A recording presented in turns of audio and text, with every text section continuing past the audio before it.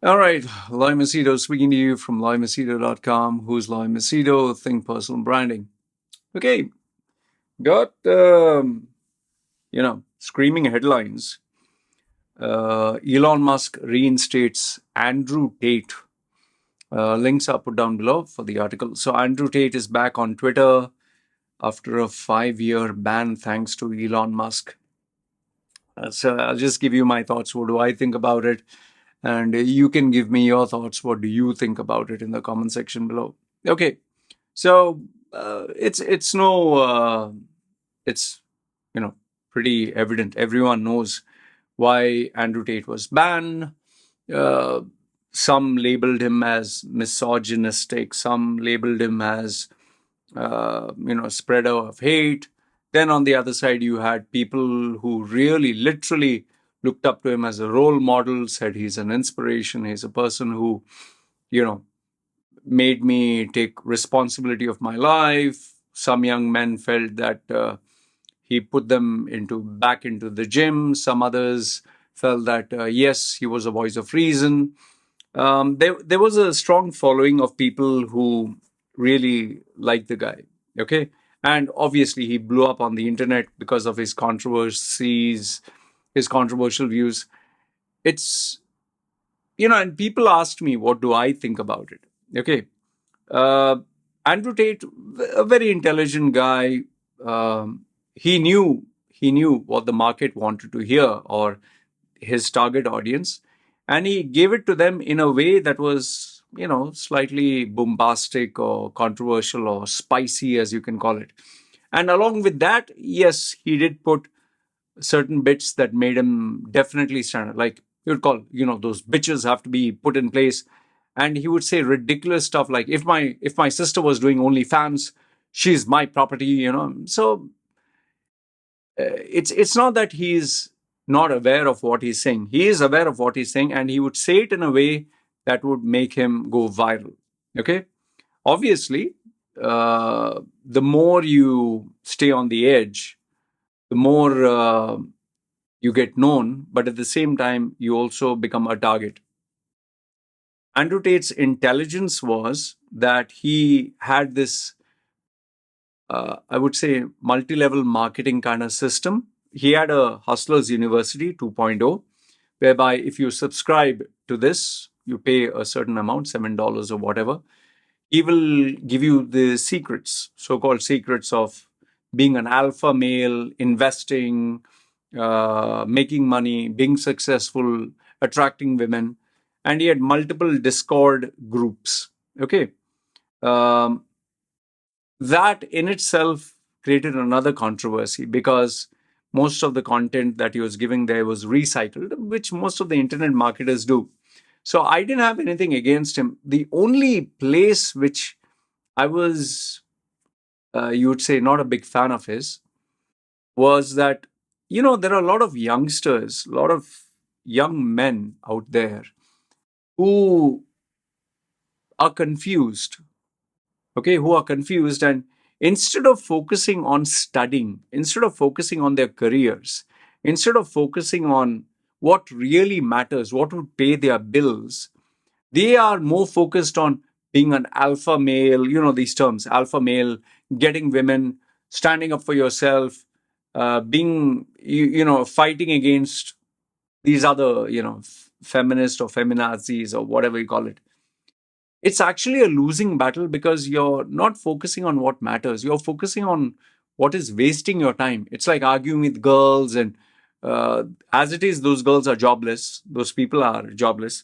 And instead of you focusing on what matters, your career, the money that you need to achieve your goals, studying, reading something worthwhile, you're, admiring these guys. And I even got married women, I even got family people who said, Loy, his messages are good. Yeah, his messages, yeah, he toned down his messages after he got banned from YouTube, Facebook, all the way. He realized, oh, sheesh, I went a bit too far. And he toned down his messages, and he was giving universal messages like men need to stand up for themselves, they need to have self respect. All that is fine.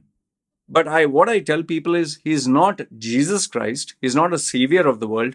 He's not doing it for the benefit of mankind. He's doing it for his own benefit. Okay. Just like every internet marketer, every so-called guru, whether it's Jay Shetty, whether it's what is his name, Gary Vee, whether it's Grant Cardone, whether it's Dan Locke, all these guys, they are doing it because it is for their benefit. Like, for example, I'm having this YouTube channel. I'm not doing it because I'm Mother Teresa or I want to touch the world or change the world. I offer something of value and I get something in return. Okay. So he's also doing the same thing. So I'm not saying that he should be banned. Just so that you know, I was never a fan of anyone getting banned. However, there should be accountability and they should be you should be held responsible for what you say. Andrew Tate, the biggest problem was his marketing genius. That was, if you share my videos or clips of it, you'll get points. You will be up the ladder, you'll become viral. And many people, especially the ones who are jobless, who don't have anything else to do in life, they were busy editing his videos, making them go viral. But then where he got shot in the foot was, let's say, a full sentence, a 2-hour podcast. They would cherry pick broken sentences and they would put it together, and that would kind of give the wrong message. For example, if you would say, men are supposed to take charge and women, their job is to serve, and the continuation of that sentence is serve, so that there would be a balance between man and woman. The guys who would edit the video would be, men are dominant and women are meant to serve. And then they would put like the background images of a man with a Lamborghini, but a woman who's cleaning the house. So it would manipulate his message to make it look really bad. So it's not that he's a bad guy, but at the same time, he's not a saint. So having given you a background of Andrew Tate and his history, now what do I think about Elon Musk reinstating him? Elon Musk reinstating him is pretty bold. I would say that, yes, it does bring a lot of eyeballs. Would it improve the usage and number of users on Twitter? Yes. However, where it is not going to work, or where I feel, my opinion, okay, it's not going to achieve the desired result, is very simply this. An advertiser, a brand, let's say, for example, any brand, let's say Apple. Do you think Apple would like to associate with Andrew Tate? No. Do you think Nike would like to associate with Andrew Tate? No. Adidas. Give me the name of a brand that would like to associate itself with Andrew Tate. I doubt it. Very many. Even Donald Trump, for that matter, if a brand associates with Donald Trump, the other brands don't want anything got to do with him. Like Republican, Democrats, you know what I'm talking about. Alex Jones, anyway, is not going to be permitted because of his, really sick views of those children who died. Now, Elon Musk, he has bought Donald Trump, Kathy Griffin, Jordan Peterson, Babylon B, Andrew Tate, Kanye West. Okay? Now, some of them, like Jordan Peterson and Babylon B, they got banned for all the wrong reasons. Kathy Griffin, because she was trying to impersonate Elon Musk. But now the rest, Andrew Tate, Kanye West, they got banned because they had a controversial opinion. I don't think anyone should be banned from social media. You should always love them, but you should hold them accountable. That's my opinion. But now the question is not whether they should be reinstated or not. Rather, my opinion here is, what Elon Musk is doing, is it going to help Twitter? It will bring more users to Twitter, okay? But the users who will be there on Twitter are not going to be the ones that advertisers would like to target. It would be these youngsters, these boys who are lost, these younger generation, like the TikTok generation. But then, if it was in China, you could get away with a lot of things. Given that it is in United States, in the West, where you have to be politically correct, You cannot say anything out of the way against women or men. And yes, I do agree that women get a free hand. They can get away with a lot of things like Cardi B with WAP, that video, which is wet ass and pussy. And it's disgusting. Lizzo, who keeps twerking and saying this is female empowerment and body positivity. I find that ridiculous. All this, even this transgender cutting, chopping of your body parts just to, I know, feel empowered. That also with children. I feel this is all very wrong. And Andrew Tate, it's not that he has a bad message. His message is good. But like I told you, he's not a saint. And he's doing this not for the benefit of mankind. He's doing it for his own benefit. Let's understand this much. So even I can give a very good, like, respect to your parents and be good and all that. But you, why are you doing it? If you're doing it for commercial purposes, then you're a businessman. All these coaches, gurus, all of them do the same thing. So over here, I think the main question that needs to be answered, what Elon Musk is doing, is it going to help Twitter? Yes, it'll bring back a lot of engagement. It'll bring back a lot of people who are fans of these guys. But would advertisers feel safe advertising on Twitter? I doubt. Is it going to make Twitter more divisive? Very much.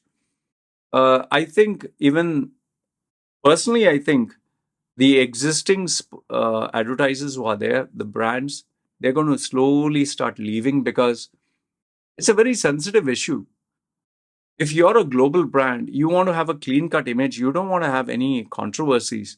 Because if you do have controversies, then you have to sit and answer to these people, especially the woke crowd. And that itself will drive you nuts. I'll tell you very simple. If I put an opinion or I put a video out there, a lot of people get very hurt, pissed off with my opinions. And then, you can choose to ignore, but then a shitstorm is created if you don't address it. Do you think global brands have the time, the energy, the effort to do all this? I personally don't think what Elon Musk is doing is going to help the brand in the long run, especially where advertiser revenue is concerned. Where usage is concerned with youngsters and children and all that, that's going to go on like how you have in TikTok. But it's not going to help the brand in terms of the revenue. That's as far as I say. Because remember this much, end of the day, you want social media that is a safe place, that is acceptable by all, and not a social media platform where divisive opinions are there, because you don't want your brand to be in the center of a storm. Okay? Remember, we are in a world where if you speak about Jews or transgender or Muslims or anything, it can be taken out of context and then it damages your brand. And where today, people and brands are trying to get more of the market share, the last thing you need is something harming your brand or harming the market share, or worst part, damaging the bottom line. So that's what I have to say. You let me know if you think any different. Good, bad, ugly, feel free to comment down below. And yes, it's welcome to Andrew Tate. I'm not a fan of his, like I told you. His kind of content, his message is good, but I know for a fact it's, end of the day, it's all being done, for his own benefit. I'm not a fan of his reputation, of what he has done, of having girls pimp out girls for OnlyFans and make money out of them and portray himself as a savior of youngsters. He's not. Okay. If you're a big fan of his, good for you.